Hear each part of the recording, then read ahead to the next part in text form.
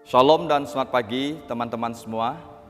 Mari sama-sama kita mempersiapkan hati kita untuk memasuki ibadah kita pada hari ini. Mari kita mulai ibadah kita pada hari ini dengan satu pengakuan bahwa pertolongan kita datangnya dari Tuhan yang menjadikan langit dan bumi. Allah yang setia, yang tidak pernah meninggalkan perbuatan tangannya. Kiranya turun atas kita sekalian damai sejahtera dan keselamatan yang datang daripadanya. Amin. Amin. Inilah setiap kami Tuhan, kami mau menyembah Engkau. Engkau Allah yang kudus, yang layak akan segala pujian dan penyembahan kami. Holy, holy, holy. Holy, holy, Lord God Almighty. Early in the morning, our souls shall rise to Thee. Holy, holy, holy, merciful and mighty, God in three persons, blessed Trinity. Engkau Allah yang suci, suci, suci.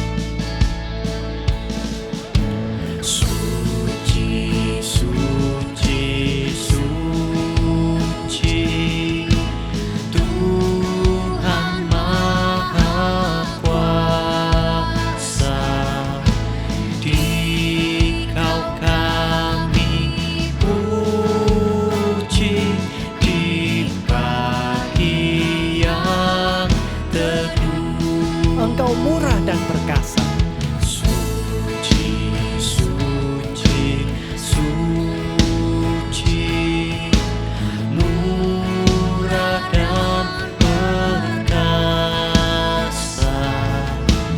Allah Tritunggal,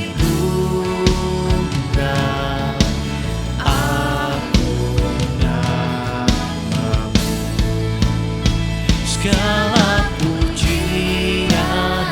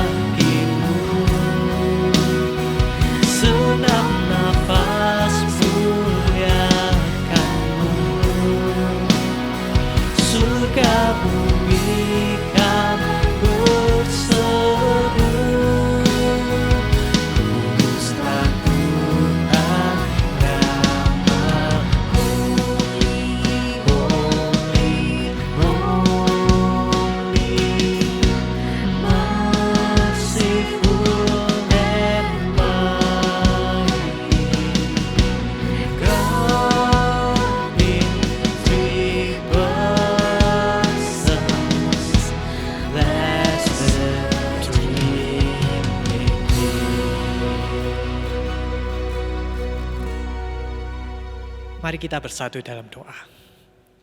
Benar Tuhan, seperti pujian yang kami naikkan, Engkau adalah Allah yang kudus. Engkau adalah Allah yang layak akan sembah pujian kami. Oleh sebab itu Tuhan, kami mau datang kepadamu dengan hati yang hancur, dengan kerendahan hati kami. Datang beribadah ke rumah-Mu. Ampuni kami Tuhan akan segala pelanggaran kami yang telah kami perbuat. Kami mau datang menyembah Engkau, memuji Engkau, dan mendengarkan kebenaran firman-Mu. Hadirlah bersama-sama dengan kami Tuhan. Hadirlah di dalam rumah kami masing-masing. Di dalam satu nama Yesus Kristus kami sudah berdoa. Amin.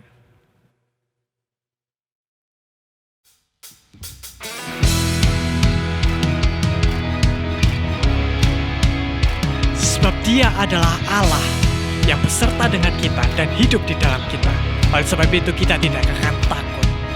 Selangkah demi selangkah ku maju tiada lelah.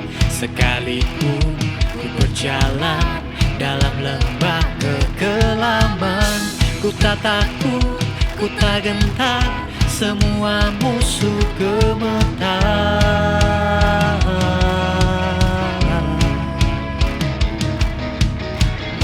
Imanku tak perlu besar, cukup sebutir pun dahsyat, karena Dia yang bekerja, bukanlah kuat gagahku. Ku tak takut, ku tak gentar, semua musuh gemetar. Semua musuh gemetar.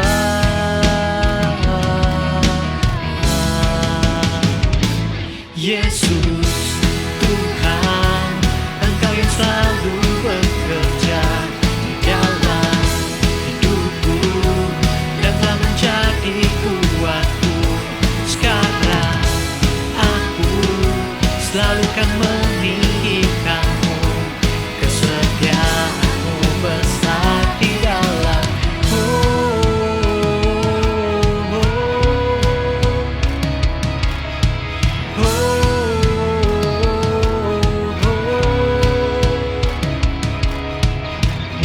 Imanku tak perlu besar, cukup sebutir pun dahsyat, karena Dia yang bekerja, bukanlah kuat gagahku.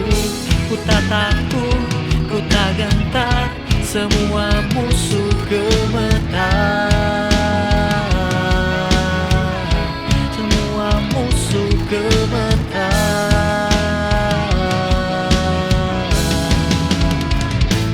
Yesus Tuhan, Engkau yang selalu bekerja dalam hidupku dan telah menjadi kuatku. Sekarang aku selalu kan meninggikanmu, kesetiaan-Mu besar di dalam.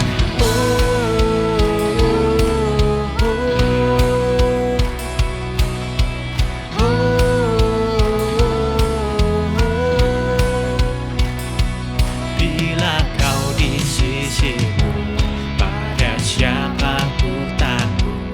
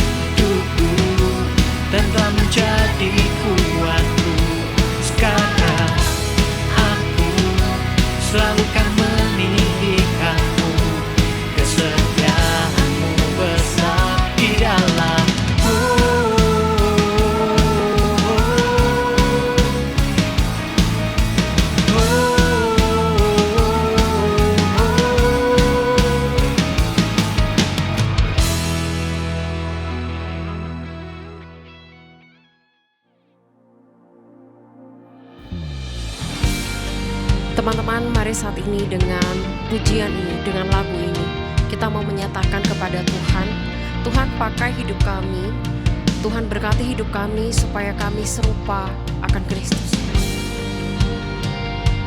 Jadikan lagu ini sebagai doa kita bersama, bahwa hidup kita bukan tentang kita, tetapi tentang Kristus di dalamnya. Hembuskanlah nafasmu penuhiku,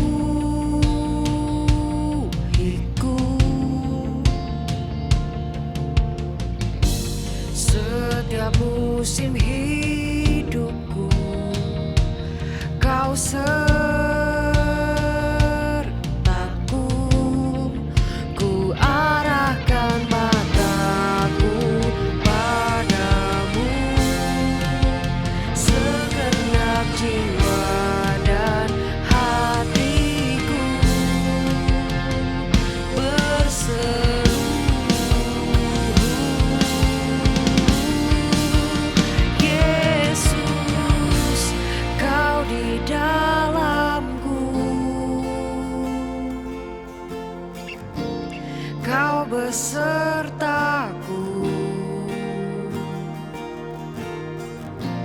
kan ku serahkan segalanya untuk jadi seperti-Mu. Ya Tuhan, hidup kami bukan tentang kami lagi, tetapi tentang Engkau yang berkarya dalam hidup kami. Kiranya Tuhan, lagu ini jadi doa kami, Engkau yang mengubah hidup kami serupa akan Engkau dan menjalankan kehendak-Mu Tuhan. Bukan lagi ku hidup, bukan lagi ku hidup untuk diriku,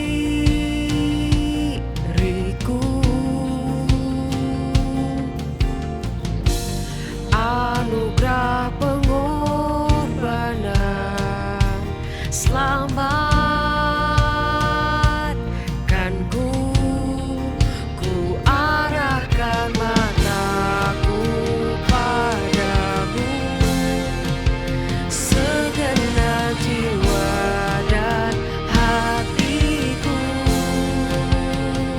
berseru,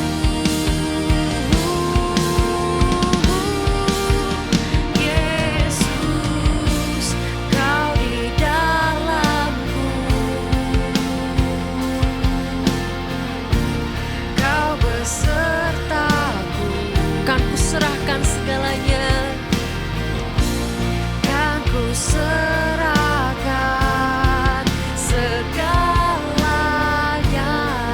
untuk jadi seperti-Mu. Ku di dalam-Mu,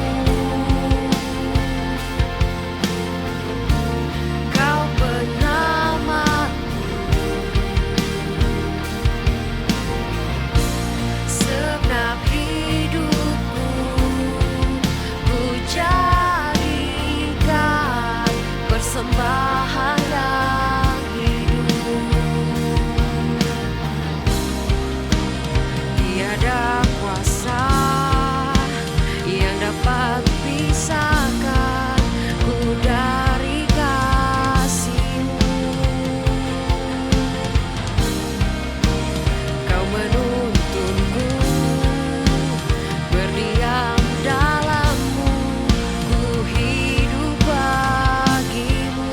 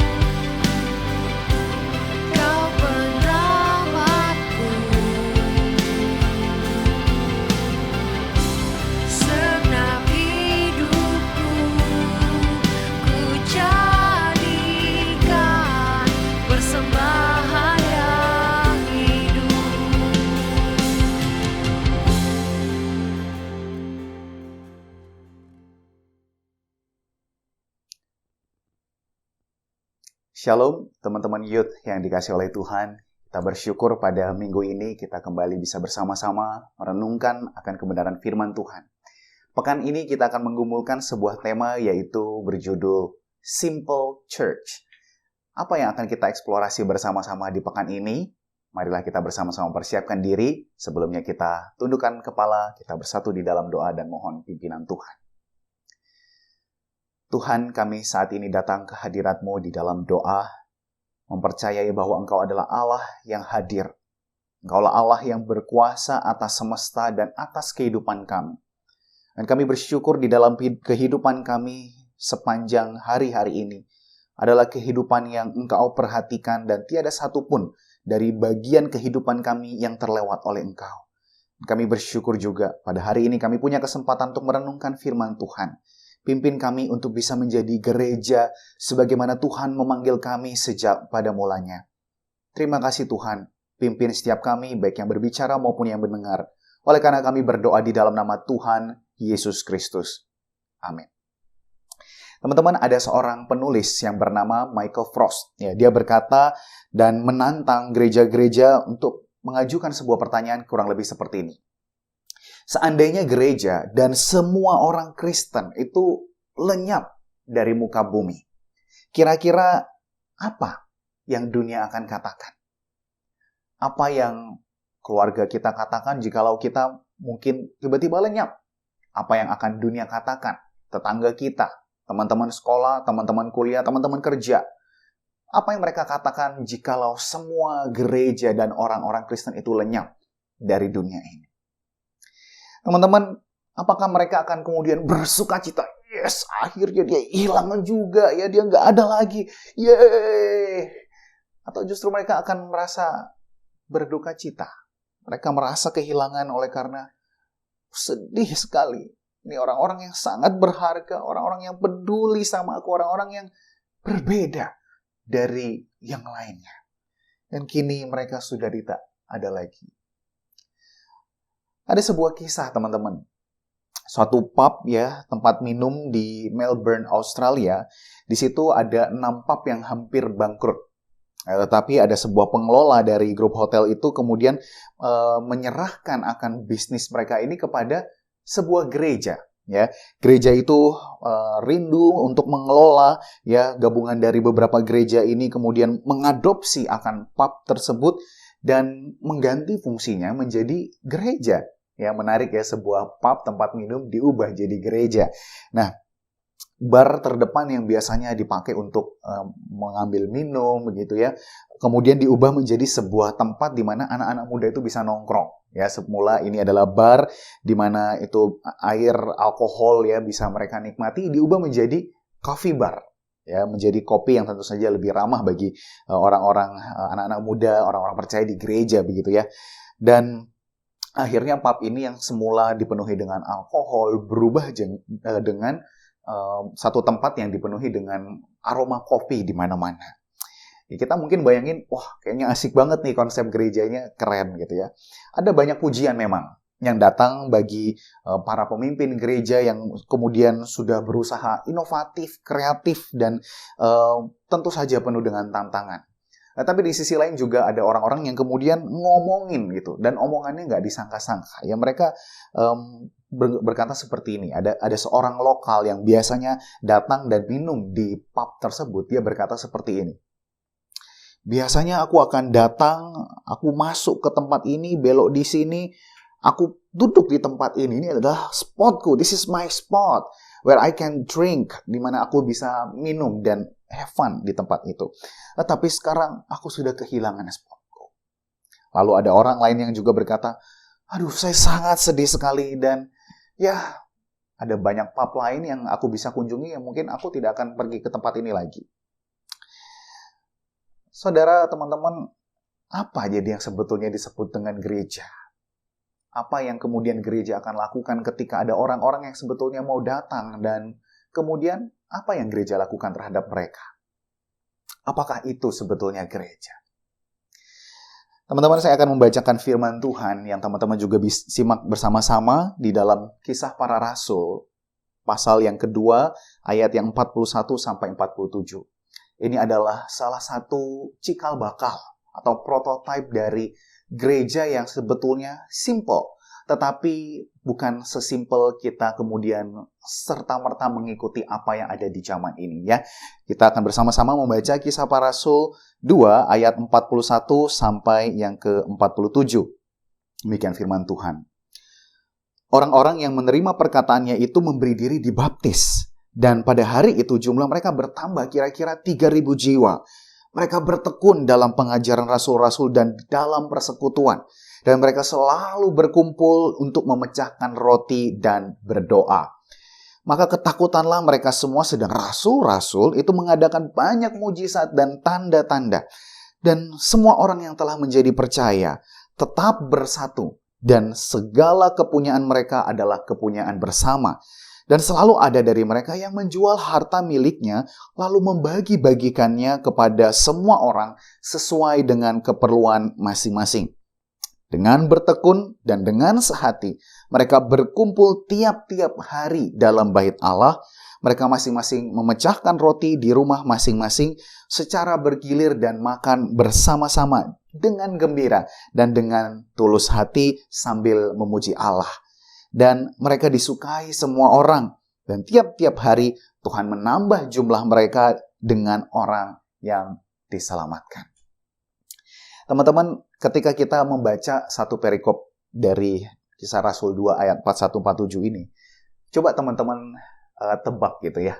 Kira-kira ada berapa kata gereja di dalam perikop tersebut? Ada berapa kira-kira? Saya sediakan slide-nya kalau teman-teman mau cek ya. Nah, di dalam hitungan kasar saya menemukan setidaknya ada 13 kata gereja di sana. Wah, teman-teman mungkin bingung nih, ngada-ngada nih ya, ngadi-ngadi dari mana nih 13 kata. Tetapi kalau kita mau melihat ya, bahasa asli dari kata gereja itu sebetulnya adalah eklesia, yang secara literal itu memiliki makna yaitu seperti ini. Yaitu sekelompok orang atau warga setempat ya. Jadi bukan dari pendatang dari mana-mana, tetapi warga setempat yang dipanggil keluar dari rumah mereka menuju ke sebuah tempat yang publik atau yang umum ya. Ini orang-orang yang tinggal bersama-sama dengan orang-orang yang ada dipanggil keluar dari rumah untuk menuju ke satu tempat publik atau umum. Dan terkadang dimengerti bahwa kumpulan orang-orang ini adalah orang-orang yang berhikmat yang duduk di pintu gerbang dan bertugas untuk membawa value, membawa nilai, membawa hikmat kebijaksanaan dan menjaga akan suatu keutuhan dari kota tertentu.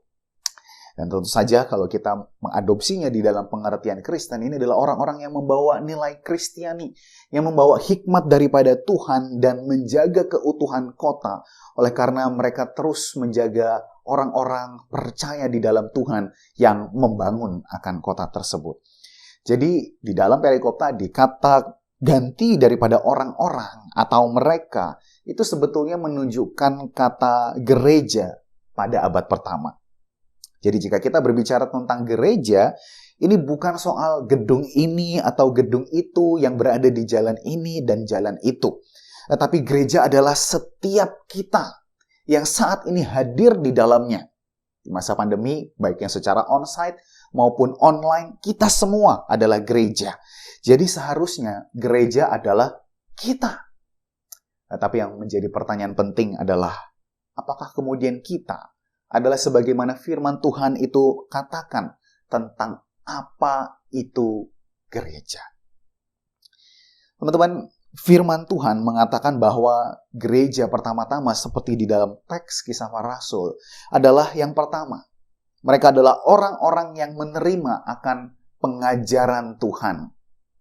Ayat 41-42 mengatakan mereka menerima akan perkataan Petrus, dibaptis, lalu bertekun dalam pengajaran dan dalam persekutuan. Ketika saya kemudian menyelidiki gitu ya, kata menerima, ternyata ini bukan kata yang sekedar kemudian mendengarkan akan khotbah. Kata ini secara unik 7 kali digunakan oleh Lukas. Ya, Lukas adalah penulis Injil Lukas dan juga menulis kitab Kisah Para Rasul ini. Dan ketika Lukas menggunakannya, sebetulnya kata menerima ini ada nuansa menyambut gitu ya, menyambut, menerima. Contohnya di dalam Lukas 8 ayat 40 dikatakan, ketika Yesus itu kembali, orang banyak menyambut dia sebab mereka semua menanti-nantikan dia. Nah, kata menyambutnya itu sama dengan kata menerima tadi. Jadi bayangkan orang-orang yang kemudian sudah menanti-nantikan Tuhan Yesus, dan ketika Tuhan Yesus datang, mereka menyambut dia. Itu pula cara seseorang yang kemudian ketika menerima pengajaran. Menerima itu adalah menyambut akan pengajaran, seolah-olah pengajaran ini yang sudah dinanti-nanti di dalam kehidupannya. Itu artinya ketika Paulus kemudian menyampaikan akan kebenaran Allah, gereja adalah orang-orang yang betul-betul menantikan ketika firman itu datang dan kemudian menyambutnya. Teman-teman, menyambut sebetulnya bukanlah sesuatu yang asing bagi kita. Saya misalnya teringat gitu ya, kalau misalnya lagi ada di minimart gitu ya, lalu tiba-tiba ada yang menyambut kita, bukan? Ya, selamat datang, ya, selamat berbelanja. Lalu misalnya kita ada di bank tertentu gitu, kita akan disambut, ya, selamat datang, ya, ada yang bisa saya bantu. Ya, ini sebuah sambutan yang sangat hangat. Dan tentu saja kalau misalnya kita di gereja pada saat offline sebelumnya, kita disambut oleh para usher, ya, selamat datang, selamat beribadah. Dan memang menyenangkan sekali rasanya ketika ada yang menyambut dibanding kita kemudian diabaikan begitu saja. Tetapi yang mungkin jarang untuk kita hayati adalah sebetulnya menyambut itu adalah sebuah sikap yang spesial, di mana ini bukan soal gestur senyum gitu ya, kemudian menggunakan kata-kata yang manis seperti itu. Kata menyambut sebetulnya itu membutuhkan seseorang itu untuk kemudian memberi diri. Ya, selain memberi diri, menyambut juga berarti membuka ruang untuk menerima yang lain. Ya. Jadi teman-teman, pertanyaannya bukanlah sudahkah kita mendengarkan firman Tuhan minggu demi minggu ketika mendapatkan pengajaran Tuhan, tetapi sudahkah Anda dan saya kemudian adalah seorang yang memberi diri, lalu membuka ruang di mana firman itu kita terima, kita sambut, sehingga keberadaan firman itu menguasai akan seluruh kehidupan kita. Dan inilah tandanya. Jika gereja adalah orang-orang yang menerima pengajaran Tuhan, mereka adalah murid-murid Kristus. Karena mereka orang yang belajar dari firman. Mereka dimuridkan untuk menjadi semakin serupa dengan Kristus. Dan saya mau berkata ini adalah sebuah konsekuensi rohani dari seorang yang menghargai anugerah Tuhan. Menghargai karya keselamatan Tuhan Yesus yang telah dengan sempurna mengampuni segala dosa kita, dan melalui karyanya kita ditebus menjadi miliknya. Dengan cara apa kemudian kita dapat menyambut akan pengajaran firman Tuhan ini? Teman-teman, di dalam teks kita diberikan petunjuk bahwa kata yang digunakan yaitu dengan bertekun dalam pengajaran rasul-rasul dan dalam persekutuan. Maka saya mengajak kita melakukan suatu hal yang lebih konkret. Ya, saya sebutnya dengan melakukan 3A. Ya. 3A ini terdiri dari yang pertama, ambil alat tulis atau gadget Anda, lalu catat bagian firman Tuhan yang selalu Anda dapatkan, baik di hari Minggu maupun di dalam saat teduh sehari-hari maupun dimanapun Anda dapat menemukan akan firman Tuhan, catat. Ya, tidak ada yang kebetulan di dalam kehidupan orang percaya dan selalu ada maksud kenapa Tuhan menyediakan firman Tuhan bagi Anda. Yang kedua, ajukan pertanyaan kepada diri Anda sendiri tentang kenapa firman Tuhan ini kok tiba-tiba ada ya buat saya. Apa yang Tuhan itu mau katakan sekarang dan apa yang Tuhan hendak nyatakan. Ada banyak sekali firman Tuhan yang sering kita dengar, tapi sering juga kita lewatin. Itu sebabnya coba belajar ya, saya ajak Anda untuk ajukan pertanyaan. Kenapa Tuhan firman ini? Mungkin bisa bagi Anda saat ini, mungkin bisa untuk besok, atau mungkin satu waktu yang genting di mana Anda nggak pernah sadar, tetapi Anda ingat, oh Tuhan pernah berkata seperti ini. Oleh sebab itu, ajukan pertanyaan kepada diri Anda sendiri.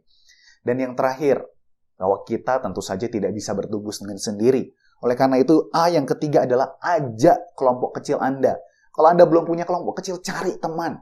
Cari rekan untuk bisa bertumbuh bersama menjadi sahabat rohani bagi Anda. Seorang teman spiritual untuk menemukan kehendak Tuhan bersama-sama. Lalu berikan ruang untuk menyambut kebenaran firman Tuhan melalui juga sudut pandang daripada orang yang lain. Berikan diri Anda untuk kemudian mengajar dan melatih tubuh untuk melakukan akan kebenaran tersebut. Yang kedua, teman-teman ya, gereja adalah, kalau tadi yang pertama orang-orang yang menerima akan pengajaran Tuhan, yang kedua gereja adalah orang-orang yang kemudian peduli antara satu dengan yang lainnya. Melalui ayat 44 sampai 45, kita menemukan bahwa orang-orang yang disebut dalam ayat 41 tadi, ya, orang-orang yang menerima pengajaran Allah, kemudian jadi percaya. Jadi setelah menerima, menyambut, dia jadi percaya, dan percayanya itu bersama-sama, ya. Kata bersama-sama ada di sana. Jadi bukan percaya kemudian sendirian ke sana kemari, tetapi bersama-sama. Dan kemudian ada kata ya immediately, dengan segera, kemudian muncullah ciri khas gereja di mana mereka bersama-sama, mereka tetap bersatu. Mereka tetap bersatu. Kesatuan itu tercermin ya dengan kepedulian di mana segala kepunyaan mereka menjadi kepunyaan bersama. Hal ini bukan berarti mengajarkan seperti negara lain gitu ya, yang mengajarkan tentang komunisme, di mana nggak ada tuh yang namanya kepemilikan pribadi. Nggak seperti itu. Kalau kita lihat dari contoh-contoh yang ada di Alkitab, khususnya ayat 46, toh mereka dikatakan tetap punya kok rumah masing-masing. Atau rekan-rekan yang mungkin familiar dengan kisah di Alkitab seperti Ananias dan Safira, di sana dikatakan bahwa ya Petrus berkata kepada mereka bahwa kamu tetap punya kok tanah itu, kamu tetap punya kok apa yang kamu miliki, hanya sebagian saja yang kamu bisa jual dan sisanya akan kembali kok kepadamu. Jadi tidak ada yang kemudian melepaskan, menjual rumah, menjual segalanya buat sesamanya. Nggak seperti itu juga ya. Nah, tapi kita perlu ingat dalam konteks jemaat mula-mula, kita melihat ada 3.000 penambahan jiwa yang baru. Dan yang tentu saja kalau kita lihat sebagian besar itu adalah orang-orang yang berkekurangan. Ya, 3.000 jiwa dan mereka ada banyak yang berkekurangan. Sehingga ini adalah sebuah hal yang menjadi keharusan, bukan karena mereka mau kemudian memegahkan diri dengan jumlah dan ada ketimpangan di sana, tetapi mereka mau melakukan sesuatu bagi yang lainnya. Mereka menjual harta supaya di dalam kehidupan bersama mereka itu bisa bertahan bersama-sama. Itu sebabnya menjual harta itu adalah sebuah keharusan pada saat itu. Jadi poinnya bukanlah soal kemudian jual harta buat orang lain. Tetapi poinnya adalah bukan soal pemberian, tetapi soal hati yang mau peduli antara yang satu dengan yang lainnya. Kalau untuk menunjukkan kepedulian ini harus menjual sesuatu sehingga yang lainnya bisa bertahan, mereka akan lakukan itu. Sehingga apa yang akan kita lakukan hari ini demi menunjukkan kepedulian bagi sesama kita?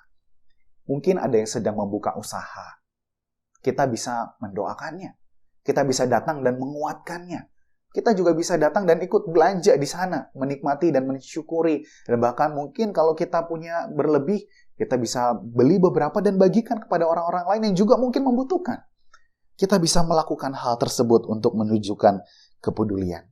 Saya bersyukur gereja di masa pandemi terus bertekun, ya, saling support. Jemaat yang punya usaha dibantu, begitu ada yang promote gitu ya, saling berkolaborasi untuk mendukung umat Tuhan menghadapi situasi yang tidak mudah ini. Namun saya izin ya teman-teman untuk mengingatkan bahwa di dalam ayat yang ke-46 itu disingkapkan bahwa mereka itu bertekun dengan sehati, ya. Bertekun dengan sehati, mereka berkumpul baik di dalam bait Allah maupun di rumah masing-masing. Jadi teman-teman, yang mau saya highlight adalah bahwa kepedulian itu penting. Dan saya yakin itu sangat berarti bagi sesama kita, orang-orang yang membutuhkan. Tetapi firman Tuhan mengatakan gereja bukan hanya orang-orang yang kemudian menunjukkan kepedulian dengan pemberiannya. Tetapi ada satu kata yang unik di belakang, yaitu dengan kesehatian. Kita sangat bisa loh memberi, menyumbang dari seberapa yang kita punya, tetapi tidak ada kesatuan hati di dalamnya. Kita hanya memberi karena rasa bersalah, ya, nggak enak kalau kita nggak belanja, nggak enak kalau kita nggak ngasih, tetapi tidak ada kesehatian di dalamnya. Tetapi berbeda dengan gereja Tuhan. Mereka adalah orang-orang yang berbeda, di mana ketika apa yang sedang dialami gereja saat itu, ketika mereka memberi dengan kesehatian. Mereka turut merasakan apa yang namanya hidup di ambang kemiskinan.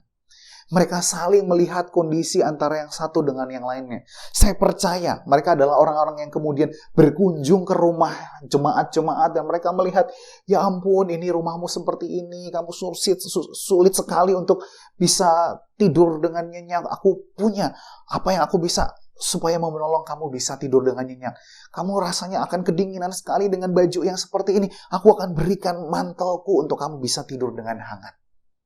Mereka adalah orang-orang yang tidak hanya memberi karena merasa bersalah kalau nggak memberi, tetapi mereka punya kesehatian dan turut merasakan apa yang dialami oleh umat pada saat itu.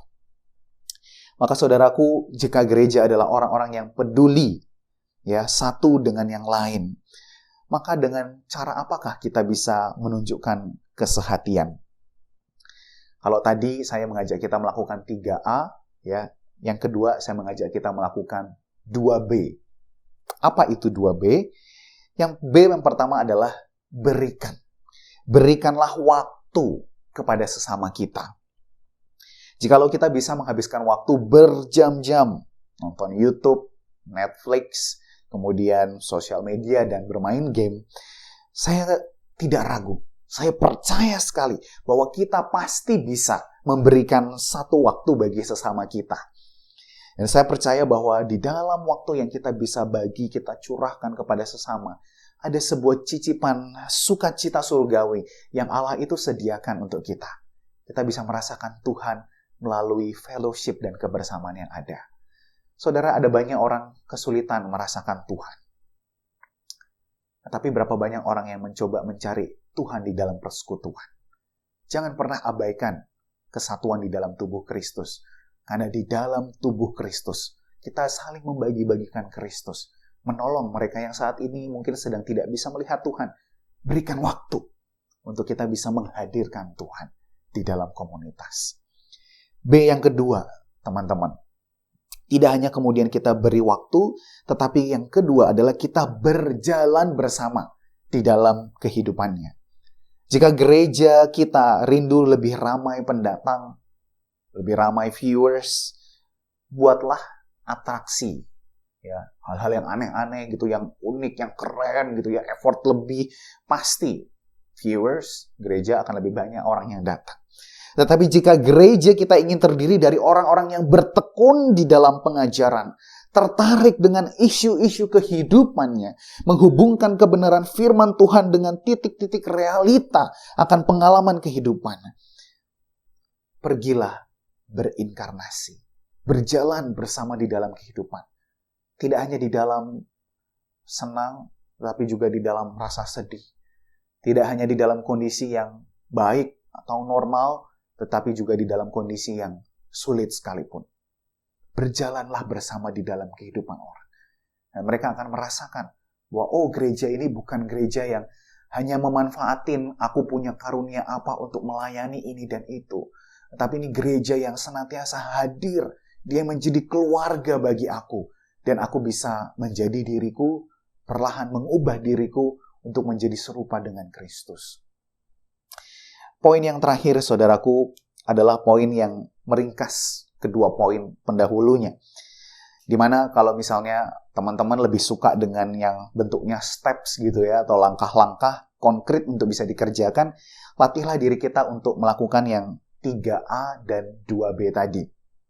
Tetapi jikalau teman-teman lebih memilih untuk mengambil satu poin yang bisa diambil untuk dibawa pulang pada pekan ini, saya hubungkan 3A dan 2B ini menjadi 1C. Ya, 1C kalimat panjang sih, nggak apa-apa ya. Ya, jadi jika gereja adalah kita, dan kita adalah gereja seturut yang firman Tuhan singkapkan di dalam Kisah Rasul 2 ini, maka kita seharusnya adalah orang-orang yang 1C, yaitu connect. Connect with God and connect with people. Perikop ini menunjukkan bahwa gereja adalah kumpulan orang yang tekun belajar dari Tuhan, mensyukuri anugerah daripada Tuhan Yesus Kristus, keselamatan yang diberi, dan merespons dengan ketekunan belajar dari Tuhan. Kemudian di dalam kekaguman akan pengenalan itu, mereka menjadi orang-orang yang berbuah pada penyembahan kepada Tuhan. Saudara, ada sebuah kutipan yang berkata bahwa tidak ada orang yang benar-benar belajar dari Tuhan yang mulutnya kemudian jadi berhenti menyembah Tuhan. Tidak ada orang yang hatinya benar-benar menyembah kepada Tuhan yang kemudian pikirannya berhenti mencari akan kebenaran. Dan seseorang yang punya kebenaran di dalam dirinya akan memaintain sebuah relasi yang terjaga, baik relasi itu yang vertikal, ya, yang hidup dengan Tuhan, maupun yang kemudian akan tercermin di dalam relasi yang vertikal, akan tercermin dalam relasi yang horizontal, yang hidup dengan sesamanya. Teman-teman, tidak ada superhero di gereja Tuhan. Hanya ada Kristus yang menjadi juru selamat penebus dosa kita. Dialah kepala gereja. Dialah fondasi yang kokoh dari gereja. Dan hanya dengan terhubung kepadanya lah kita dapat turut mewariskan kehidupan bergereja kepada anak-anak kita nanti, cucu-cucu kita, dan bahkan kepada sesama kita. Connect with God, connect with people. Kiranya kita senantiasa menjadi kumpulan orang-orang yang terhubung dengan Allah dan dengan sesama. Seperti apakah kira-kira kemudian gereja yang connect with God and connect with people? Saya tutup dengan sekali lagi sebuah kisah dari suatu pub, ya, tempat minum. Ini adalah kisah pub kedua, di mana pub ini ada di Bradford, Inggris. Pemiliknya adalah kumpulan beberapa pebisnis Kristen. Ya, mereka di dalam pergumulannya akan firman Tuhan, mereka belajar dan mereka yakin bahwa Tuhan Yesus itu berkata, pergilah ke seluruh dunia, dan termasuk akan pub ini. Dia berkata, Tuhan tidak pernah ngomong untuk duduk di gereja dan tunggulah orang-orang itu datang kepadamu. Tetapi ia berkata, pergilah ke seluruh dunia. Dan aku yakin setelah aku belajar firman Tuhan, melihat lingkungan yang ada, termasuk di dalam pub ini. Jadi saudaraku, para pebisnis Kristen ini, kemudian mereka bersatu hati, kemudian mereka mengumpulkan apa yang mereka miliki untuk membeli akan pub tersebut. Tetapi menariknya, mereka tidak ubah pub ini menjadi gereja, tetapi mereka menghadirkan gereja di tengah-tengah pub tersebut. Malcolm Willis, dialah salah seorang pemilik yang bersama dengan stafnya menghadirkan sebuah lingkungan yang penuh kasih, penuh dengan penerimaan. Kemudian di mana orang lokal yang berdatangan itu mereka sambut, mereka perhatikan, mereka dengarkan, dan mereka melayani akan setiap pendatang itu. Ia bersaksi seperti ini. Pada umumnya orang-orang itu yang datang itu nggak mau dengerin yang namanya Tuhan Yesus, tuh nggak mau. Sampai setidaknya betul-betul Malcolm Willis dan para stafnya itu mendengarkan cerita mereka. Ada yang 10 kali, ada yang 15 kali, bahkan ada yang sampai 20 kali. Yang tentu saja bisa sangat melelahkan. Tetapi surprise-nya adalah ketika kemudian mereka didengarkan, mereka tiba di satu titik, mereka terbuka dan bertanya, maukah kamu mendoakan saya? Teman-teman, gereja bukanlah tempat, gereja adalah kita. Dan kiranya melalui kasih karunia dan anugerah di dalam waktu Tuhan, Ia mengizinkan kita di masa pandemi ini boleh menjadi berkat dan menjadi gereja bagi sesama kita. Gereja yang connect with God and connect with people. Lewat kelompok kecil, lewat persekutuan-persekutuan yang ada, kita diubahkan menjadi gereja yang sejati. saling belajar menjadi murid kehidupan antara satu dengan lainnya. Saling belajar menjadi murid Kristus yang tekun menyambut akan firman. Punya hati yang terbuka untuk berinkarnasi menyambut sesama kita. Simple church is not a busy church. Gereja yang simple, yang sederhana bukanlah gereja yang sibuk dengan aktivitas yang banyak sekali. Simple church is a living church of a living God. Gereja yang sederhana, seperti kita belajar dalam Kisah Rasul 2, adalah gereja yang hidup, yang aktif, dari Tuhan yang hidup dan aktif, menyertai kita, menghubungkan kita dengan sesama, dan menjadi berkat bagi kemuliaan namanya. Amin. Mari kita berdoa. Tuhan, kami berterima kasih melalui kebenaran firman-Mu kami boleh belajar untuk menjadi gereja. Sebagaimana Tuhan di dalam anugerah-Mu Engkau telah memanggil kami keluar untuk menjadi berkat bagi sesama. Tetapi Tuhan di dalam seiring panggilan-Mu itu kami rindu juga untuk kami senantiasa boleh dibentuk di dalam persekutuan. Kami menjadi murid-murid Kristus yang belajar dari firman Kristus. Sehingga kami boleh semakin bertumbuh dewasa di dalam rohani kami. Yang memimpin kami kepada kedewasaan mental kami. Kedewasaan emosional kami. Sehingga kami boleh menjadi pribadi-pribadi di masa pandemi ini. Yang membuat orang-orang bertanya, kenapa kami masih bisa memiliki pengharapan? Dan kiranya pengharapan dari Tuhan Yesus Kristus itu boleh kami bagikan dan mengubahkan kehidupan bagi banyak orang lain lagi ya Tuhan.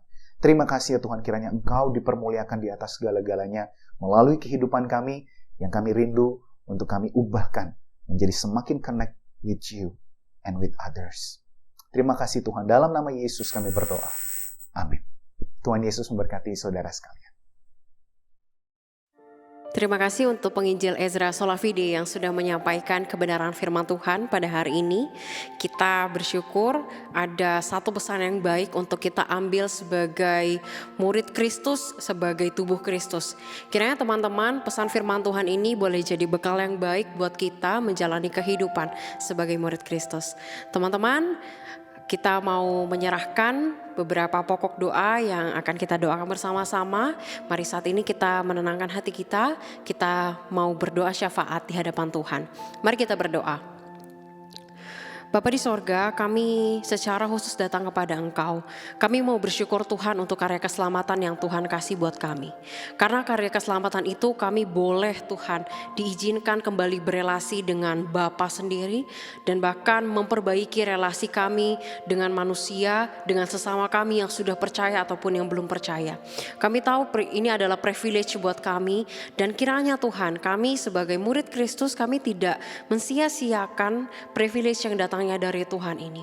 Dan kami Tuhan mau datang kepada Engkau. Kami minta ampun Tuhan ketika kami di sekolah, kami di tempat kuliah kami di tempat kerja kami di lingkungan pertemanan kami, pergaulan kami. Kalau kami ini malu Tuhan untuk menjadi seseorang yang rohani, untuk menjadi seseorang yang berusaha untuk hidup kudus, berusaha mengejar keserupaan kepada Tuhan. Maafkan kami Tuhan ketika kami melihat menjadi serupa dengan dunia ini adalah hal yang lebih keren, adalah hal yang lebih baik untuk kami kejar daripada kami mengejar keserupaan kepada Kristus. Tuhan ampuni sikap kami dan berikan kami pembaharuan mindset, cara pikir dan juga cara kami bertindak, cara kami memutuskan bersikap. Sehingga ketika kami menjalani kehidupan kami di dunia ini, kami melihat yang precious, yang terutama adalah mengejar keserupaan akan Kristus, memuliakan Tuhan, dan menggunakan hidup kami ini sebagai persembahan yang hidup, yang kudus dan yang berkenan kepada Tuhan. Dan Bapa, kami mau menyerahkan Tuhan, ketika beberapa minggu ke depan kami sudah akan menyelesaikan tahun ini, kami mau menyerahkan Tuhan apa yang sedang kami gumulkan sekarang. Mungkin Tuhan ada yang kami sudah mulai memikirkan masa depan kami, baik itu sekolah kami, studi kami, ada kami yang memikirkan untuk studi lanjut, ada kami Tuhan yang memikirkan untuk pindah kerjaan mungkin Tuhan, pindah kantor. Kami juga yang bingung untuk kami meneruskan sekolah atau tidak. Kami memohon Tuhan kepada Engkau.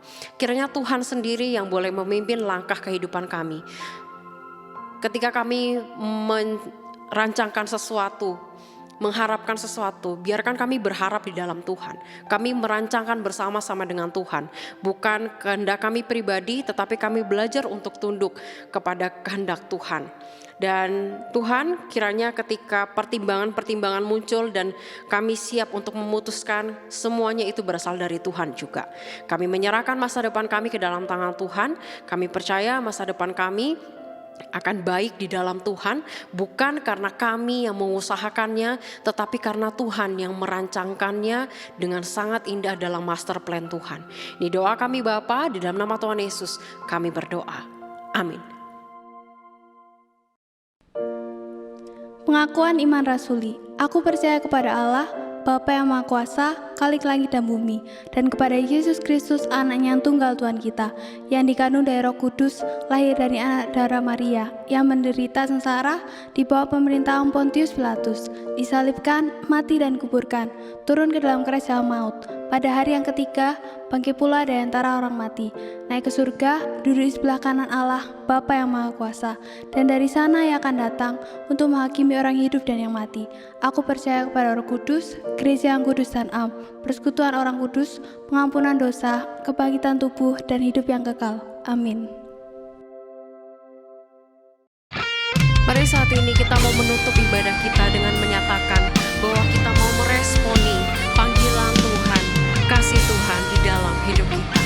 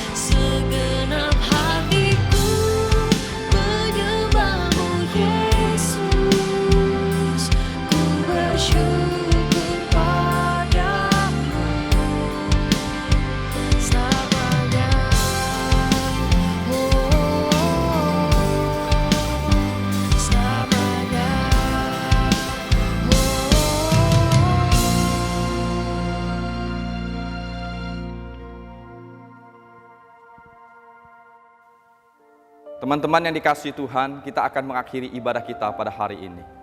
Mari sekali lagi arahkanlah hatimu kepada Tuhan dan terimalah berkat yang datang daripadanya. Kiranya kasih sayang yang kekal dari Allah Bapa dan cinta kasih yang tak berkesudahan dari Tuhan kita Yesus Kristus, pertolongan, kuasa, dan penghiburan dari Allah Roh Kudus menyertai setiap kita dan membuat apapun yang kita kerjakan berkenan di hatinya dan berhasil mulai saat ini sampai Tuhan Yesus datang untuk kedua kalinya. Amin. Amin.